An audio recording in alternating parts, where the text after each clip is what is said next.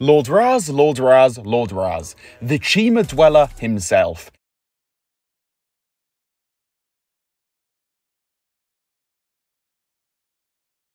Some say he's overrated, and others think he's appreciated completely fairly. All of that is pretty irrelevant to today's video, as I want to take more of like an objective look at Lord Ras and just discuss a slight problem I have with him. In fact, not even slight. This problem could potentially be huge if what I'm about to say actually goes pear-shaped and actually ends up happening.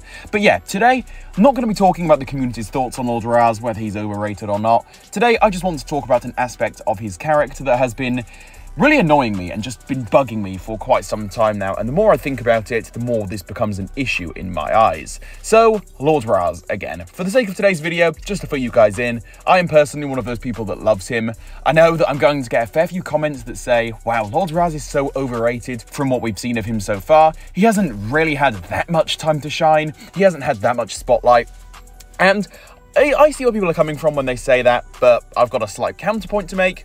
He's awesome. He's just cool. I just like him. That's really all I can say about Lord Ras. He's just a cool character, and I think that he has a lot of potential. Who knows, maybe my opinion will change once we get season 2, but for now, I've got to say, I love Lord Ras. But with that out of the way, let's get started with the main topic of the video, because I want to talk about him, as you can probably tell already. And I'm hoping, right, that he isn't going to be spending the next season or 2, or however long he's going to be playing a main role for, right? I hope he doesn't spend all of this time being, well, simply put, I've just got to come out and say it, goofy, not very intimidating.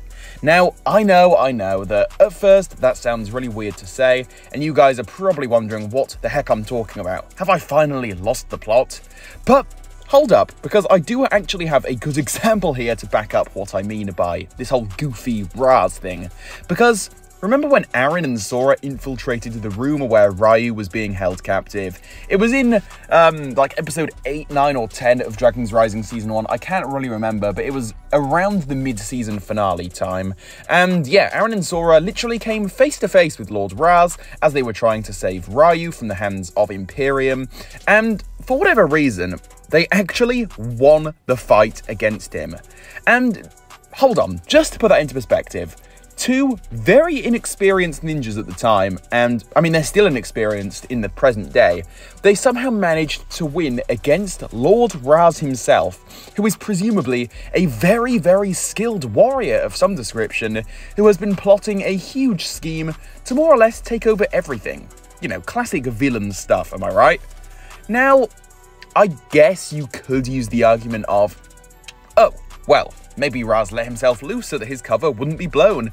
And yeah, I mean, maybe that works, and if it does work for you, then fair enough, more power to you.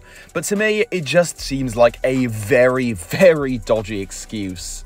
So, in general, right, just considering the fact that Lord Ras is now being pictured and perceived as this huge badass warrior of a villain who has a crazy plan up his sleeve and is plotting complete world domination, who, again, seems very competent, who has a crazy, crazy plan and is just very evil, I think that having him appear really weak like this again would be both weird and also extremely unnatural for him, as every other time we are expected to believe that he is this super menacing and imposing villain who absolutely must be taken seriously. You just can't really juggle between the two. You can't have a villain that for some reason just gets completely beaten by 2 kids, more or less, and then also switch between him being this really menacing, dark, imposing villain who we as viewers are supposed to be rooting against and are supposed to be, I guess, intimidated by. It just doesn't work like that. So overall, I know and I totally understand if you think that this video seems really weird and, you know, the topic at hand is just strange, but I think that deep down it does honestly make a lot of sense, and I don't think I'm just rambling on. For once. I know that's kind of a rare thing for me to say. And when it comes to Ras as an actual character, this is something that has bothered me for quite a while now, and before Season 2 actually comes out in like less than a month now, I figured that this would be a very interesting video to make. I'm very interested to see how this one ages. Hopefully it doesn't age badly, and hopefully my hopes of Ras being an actual menacing villain who doesn't get beaten by 2 kids can actually come true. Hopefully I end up being right and my hopes can be realised once we get Season 2. But with all of this being said, I'm just about done here. Feel free to leave any of your own thoughts down there in the comment section. Let's have a conversation. If you made it this far into today's video and did enjoy it, go ahead and leave a like on it for me. Subscribe to my YouTube channel for more. We are so close to 5,000 subscribers, like literally way less than 50 away now. Just go ahead and subscribe for me, it really helps me out. And oh yeah, also turn on the notification bell to keep up to date on all of my new videos whenever I do decide to actually post them. And yeah, take it easy you guys, see you all soon, goodbye.